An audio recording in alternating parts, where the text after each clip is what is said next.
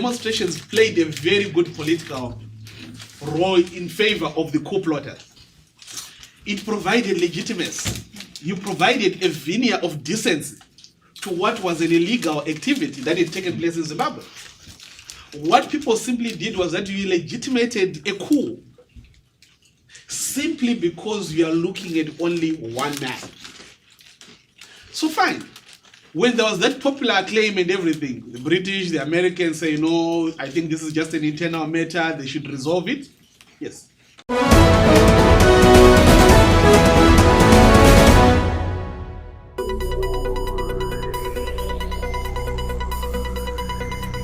Mhuri yaZimbabwe tiri kusangana kwatiri kuita zvekare masikati anhasi emusi wechishanu 24 October 2025. Panapa nyaya iri pana Glen, Mupani, Jonathan Moyo. Varume ava ndivo vari kutaurwa nezvavo pari zvino padandemutande nenyaya ye-involvement yavari kunzi vari kuita panyaya yekushanda zvakasimba navana ziyambi kuda kuchinja mutemo wenyika kusuta vaEmerson Mnangagwa kuti vaseve kusvika mugore ra2030. Asi iyi nevamwe yaonekwa seCout iri kuda kuitwa kuconstitution yenyika yeZimbabwe. Pane document ratenderera mumazuva mashoma adarika aya riri kunzi iro BBI document rine chinangwa chekuita cool down nyika isaite sarudzo kusvika mugore ra2035. Kuchinzi vaMnangagwa vari kufanirwa kuseva kutanga 2025 kusvika gore ra2030. Zvinova zvaita kuti pange paine mubatano, paine humwe uripo pakati vari kupikisana vari kupikisa nyaya iyi padandemutande. Paine mapress conference ari kuitwa magweta achitaurawo muonero wavo. Glen Mupani anozivikanwa nenyaya dzei. Ukaenda padandemutande ukasecha unoona iye kuti Glen Mupani ari kunzi Democrat, zvekare ari an expert in African political campaigns, ari zvekare consultant and political advisor. Zvoreva izvo kuti kana chiri chokwadi chiri kutaurika ichi, Glen Mupani pari zvino akapiwa basa rekupa mazano kubato reZANU-PF kuti apa mopaita sei, apa mopanzvenga sei, veruzhinji movaita sei. Sezviri kutaurika kuti vari kutya referendum nekuti vaMnangagwa vakaudzwa kunzi hamukwanise kunge muchibenefita kana pakaitwa an amendment yematerm limits. Zvinobenefita achazotevera kwete incumbent.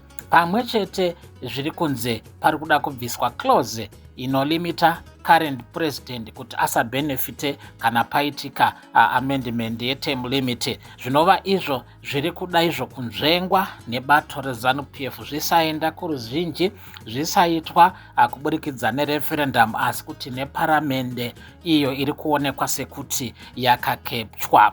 Glen Mupani ane ruzivo kana kuti ane mapepa, ane dzidzo honors and master's degree in democratic governance yaakawana degree chitupa chaakawana kubva kuUniversity of Cape Town, kuchitiwo masters in public administration fundo yaakawana kubva kuHarvard University. Mugore ra2017 Glen akataura nyaya iri maringe nekusanduka kwakaita hurumende munyika yeZimbabwe, mamiriro azvakaita, mauto kuti sei akatora divi ravachiwenga, uyezve kuti sei amai aGrace Mugabe vaitora divi ravana kasukwire reG40.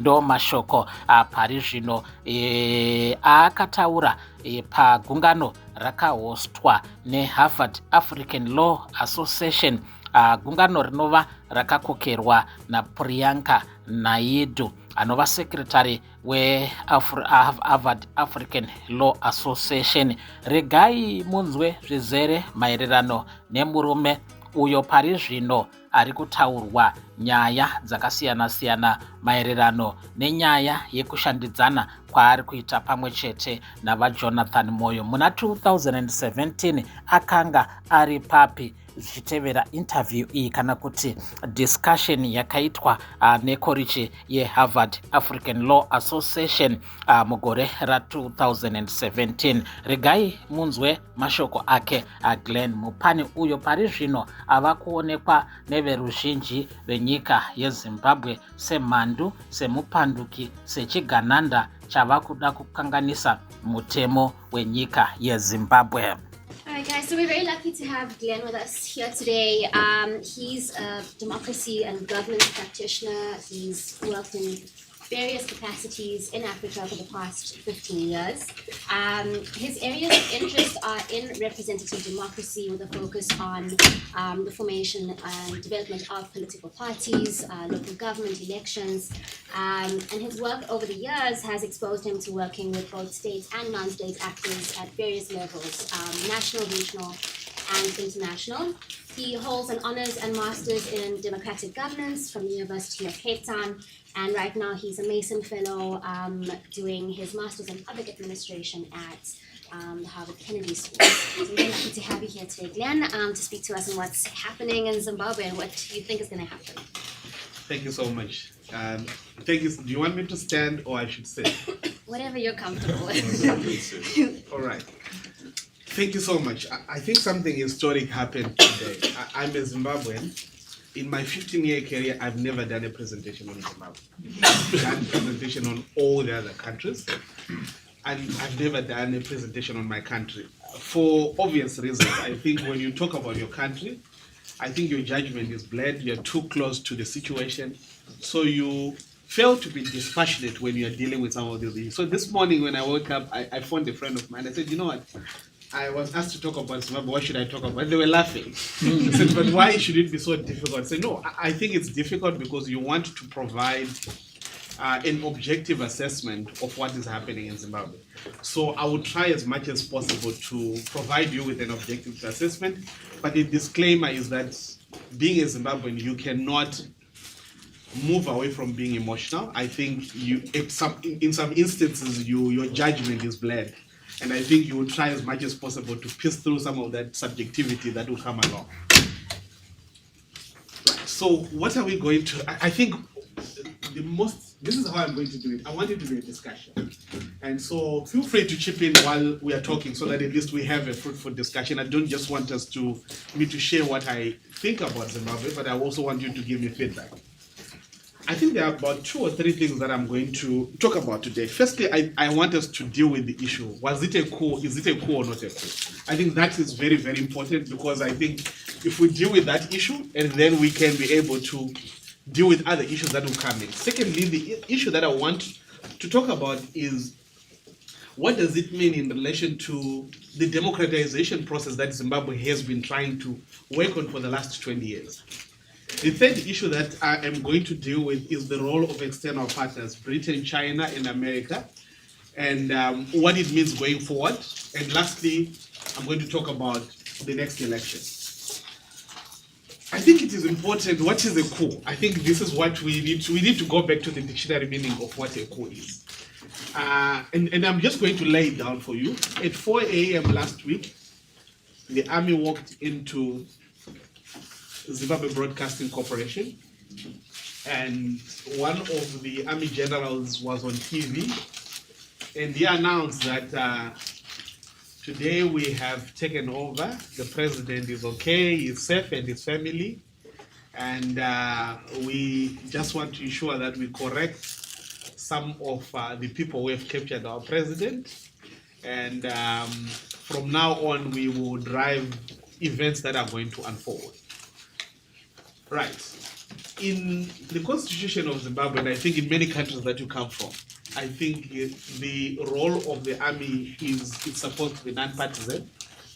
The army has to take directives from those who are in government who are civilian, and they pay their allegiance to whoever would have been elected who is the president, who should in essence direct what the army should be doing. But in this context, the army was directed by the army commander for him to be able to, for them to move in. let's look at what their reasons were.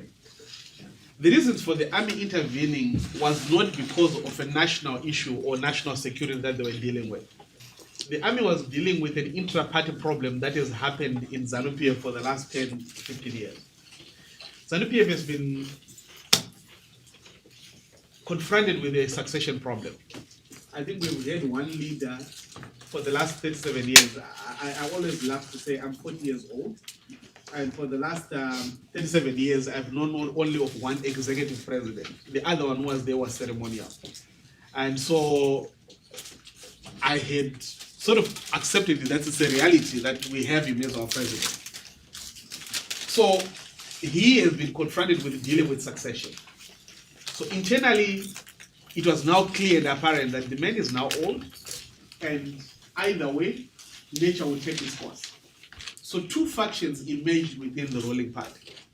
One faction was called the G40, which comes from Generation 40. These are the young techs within ZANU-PF. We're now angling to say this is our moment. These individuals do not have liberation credentials. These are people who are fairly young. We're trying to disabuse those who have fought in the liberation struggle to say you don't have title deeds, you don't have entitlement for you to be able to succeed in that. The other faction was called Lacoste. Lacoste in the fact that the other candidate, Emerson Mnangagwa, who is now the president, is known by his totem, which is called crocodile. So they just branded it to say Lacoste. So we now have two factions existing in the ruling party, Lacoste and G40. And in each and every turn, they were making efforts to try and counter each other.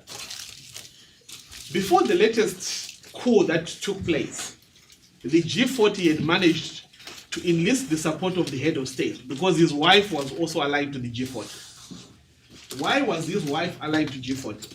And I'm going to say something that might be very controversial, but I think it's very important. Grace Mugabe's interest in politics was not because she loved being in politics. I think it's very important. What Lacoste and Emerson Mnangagwa did was that they made her feel that in the event that her husband dies, she was never going to feel secure. Her security was threatened. The only space that she knew she can be protected was in a political office. So her angling for political office had nothing to do with her as an individual to say, I want to be in politics. It was simply because she knew that they were going to make sure that they persecute her if she leaves office, if she's not in a political office. So the reality of it is that they worked together with the G40 to purge the structures. The characters in G40 are not in any way clean. I think everyone in ZANU-PF, let me put it across here. There is no honor among thieves. They are all corrupt. They have all killed people. They have all planned. And I think if you hear allegations of saying they are corrupt, they have killed people, it's all across the board. So there is nothing to say there is a better faction. But it was just this issue to say who is able to play the game better. So the G40 had managed to enlist the support of the president. We had bought into it. And I think you would be naive to assume that you can place a wedge between a husband and a wife. I think it was bound to happen that Mugabe will listen to his wife.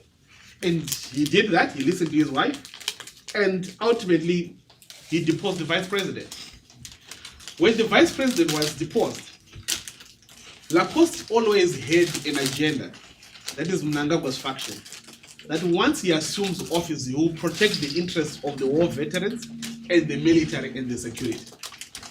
The moment he was removed from being vice president, it was now obvious that their ascendance to president is not going to happen.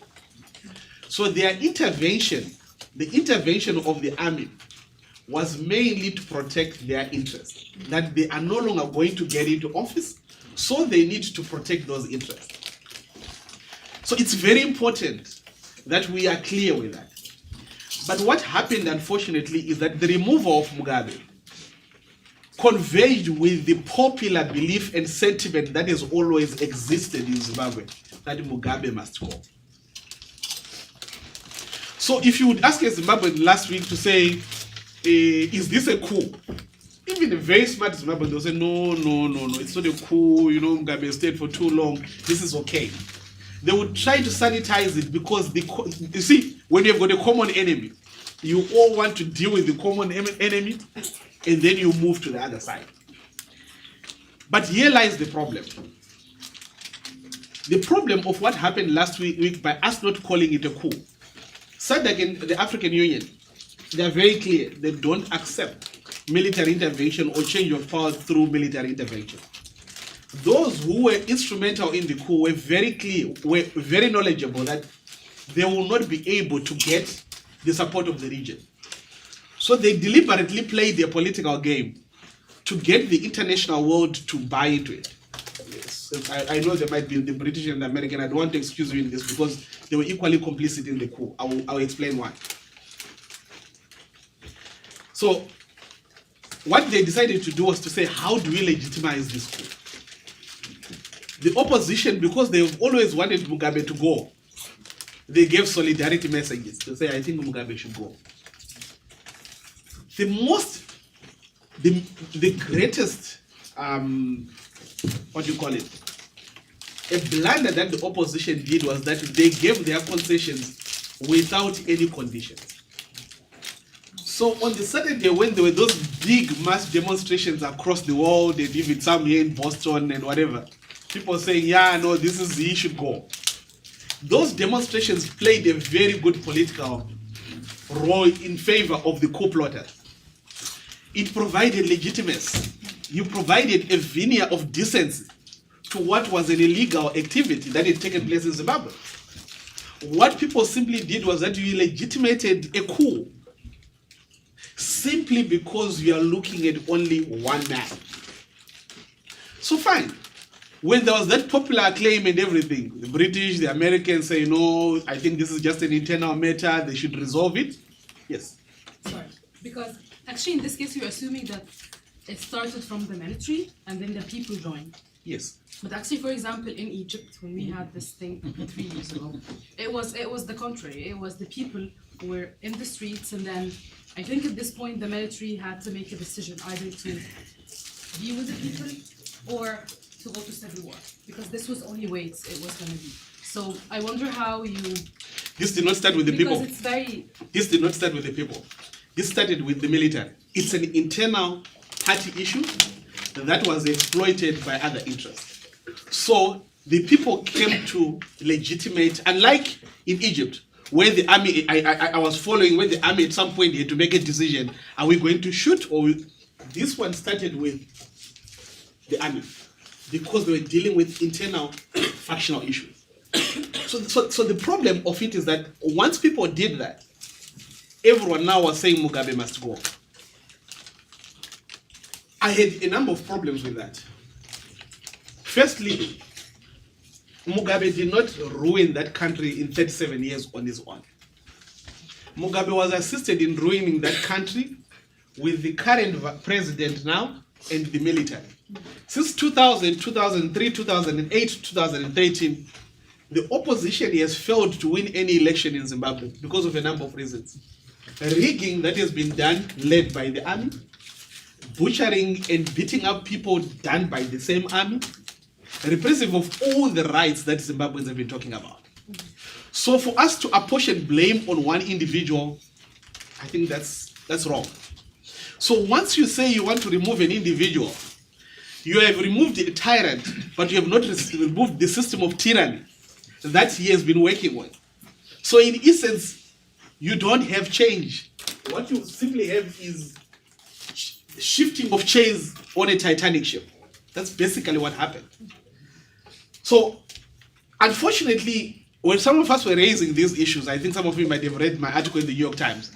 It was not sexy. I've never been attacked like that in my entire life, but I knew I was right. So when I was raising issues, saying, no, this is not real. Unfortunately, there's something about human beings.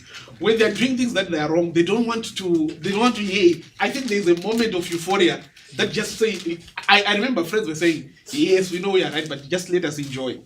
So these are well-meaning people to say, you just shut up for now.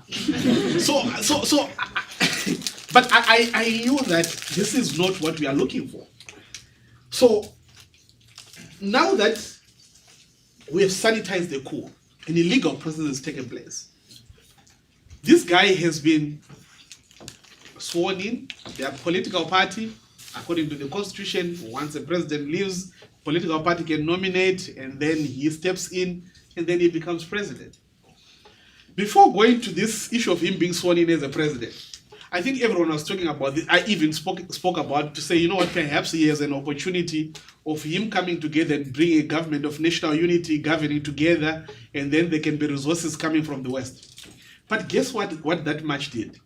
When people were marching, they were marching with placards celebrating the general and him as a candidate. What that process did is that it removed the importance of the opposition, because he became the hero that has liberated Zimbabweans from the Mugabe that they so much wanted to get out of office. So in essence, the opposition became totally irrelevant, even though it was already weak and fractured. He became the icon. Then he realized that, you know what, it's actually possible that I don't even need a government of national unity. Because the British and the Americans and everyone else was now saying, we are standing here willing to help you and to give you support. What is the incentive of bringing an opposition into government? What is the incentive of coming up with a transitional government? I even assumed I was wrong, that he will not even be willing to go for an election. But he even realized that even if he goes for an election, he is going to win. And I can confirm that he will win with even more than 2/3 majority. So what has happened here now? So what has happened here is that we have had someone who went in through a military coup. He is now a president. We gave him legitimacy. He is now in office. He is going to get support from international partners. After getting support from international partners, we have a Singapore version, a China version. Economic boom, a repressive of human rights, democracy at its worst. And I want to take, so I'll come to you, I want to take 2 steps back so that you understand. The economic issues thrive. The democratic side suffers. Why is Zimbabwe where it is right now? I think you need to understand. The struggle did not start on democracy and human rights issues in 2000. It started on socio-economic rights. After the IMF implemented its policies, Zimbabweans started to experience unemployment. Inflation was a problem. And when Zimbabweans started to express their views, that is when they saw that this regime is repressive. And the conversation shifted to democracy and human rights, but the main struggle was on socio-economic rights issues. So, if you look at 2013 when there was a government of national unity, Zimbabweans were happy. If you look at public opinion data, people were happy that we've got this government of national unity. So all this guy needs to do is to fix the socio-economic issues, and the governance issues will no longer be of importance. So, having said what I've said, I think one would want to, I'll move to my next question. What does it mean for the democratic implications of this? The democratic implications of this is that we are going to have ZANU-PF for as long as it takes as a government. I don't envision in my lifetime an alternation of government. I think we've renewed ZANU-PF in a very funny way. We have helped ZANU-PF renew. And unfortunately, we have helped ZANU-PF renew, but the culture, the way of governing will remain the same. Nothing is going to change. Secondly, the opposition that had played a very pivotal role, unfortunately, because they aren't strategic and they've got leadership issues, they are going to fail to be able, because tell me something, if you listen to the speech that was delivered by the president on inauguration, you would think that it's the opposition leader delivering that speech. He said everything that an opposition leader can say. Today there's a headline in Zimbabwe, MDC saying, he stole our ideas. So, because the speech, even myself, I'm usually critical on Twitter, I actually wrote, this is a good speech. And I think most of my critics says, oh my God, because it was a good speech. What do you want me to say? He gave us a good speech. He said everything that I want to listen to as a Zimbabwean. If he implements all those things, why should I not vote for him? I'm talking about myself. If he does that, why should I not vote for him in an election?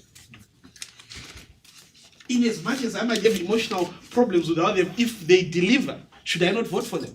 And I think my mother, who struggles in Zimbabwe to get electricity, water, and cash, if she gets electricity, if she gets water, if she gets cash, I can assure you with a low level of understanding conceptual of issues, she's going to vote for this. She even prayed on that day that, you know what, my son, nothing like this has ever happened to me. God is there. So she's praying hard because she thinks that this is the best thing that has ever happened.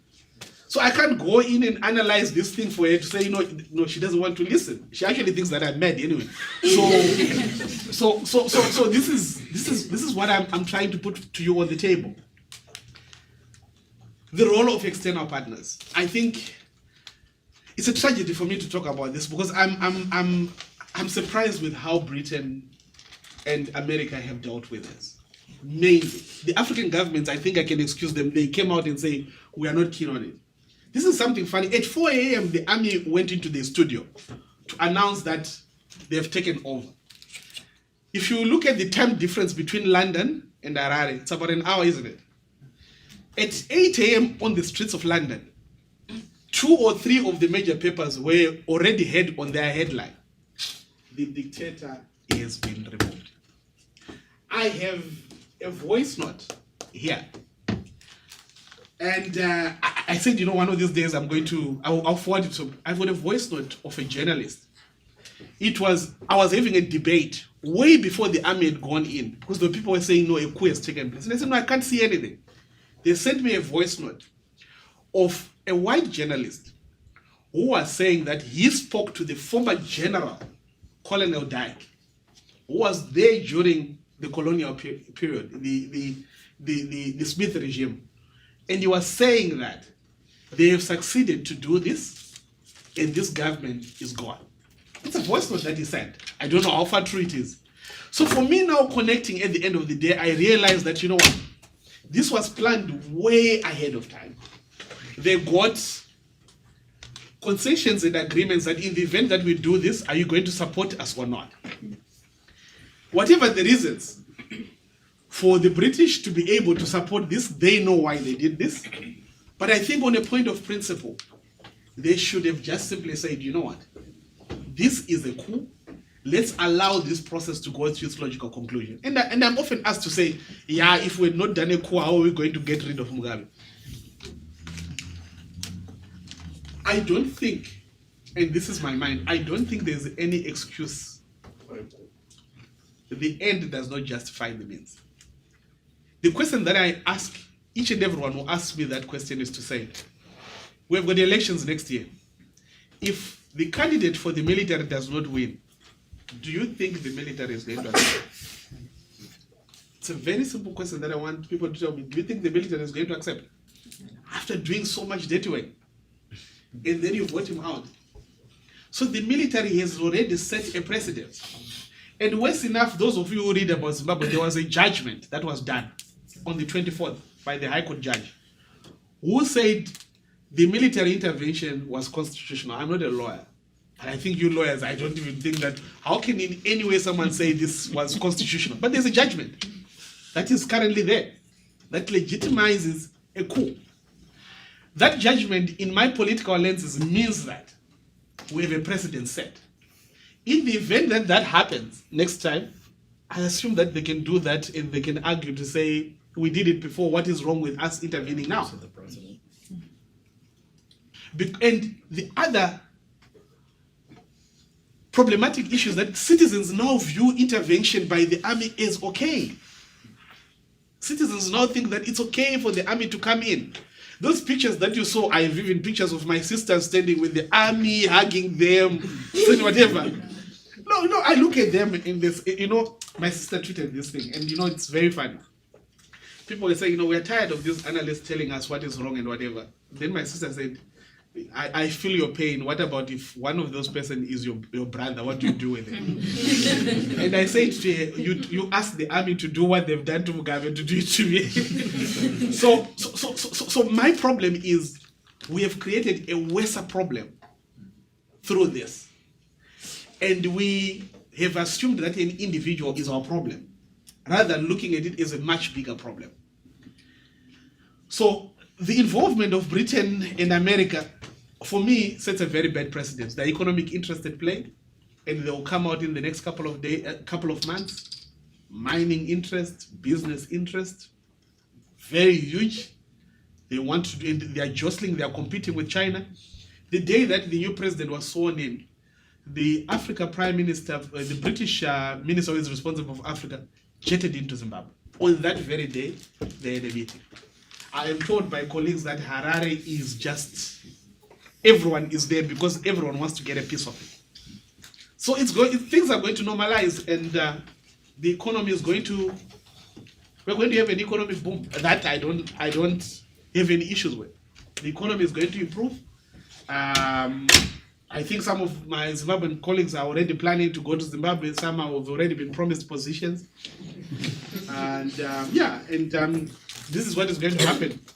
But whether you can ask me, I think this is my final comment, whether you can ask me whether this is progress or not, I think it's progress in terms of the fact that people needed relief. But in terms of what needed to be fixed in Zimbabwe, nothing was fixed. I think the problem remains, and we've created a worse problem. I don't think that we can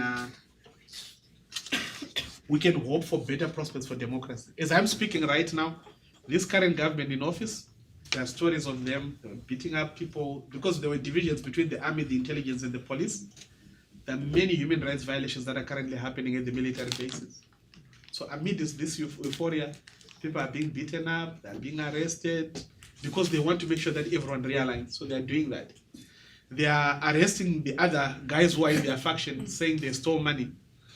How does a general and the current president accuse the other of stealing money when we have got 15 billion that the current president and the general cannot account for diamond mining? So it's a problem. How do you say this is justice and the like? So I want it to work, but I'm very skeptical. And I just pray that something gives in. But in 4 or 5 years, what does it mean? I think we need to have a shift. It's either young people move into ZANU-PF, join the party, and provide new leadership, or a new political space starts and people get into politics. I hope at some point I will get into politics. I don't know when, but I don't think it will happen anytime soon.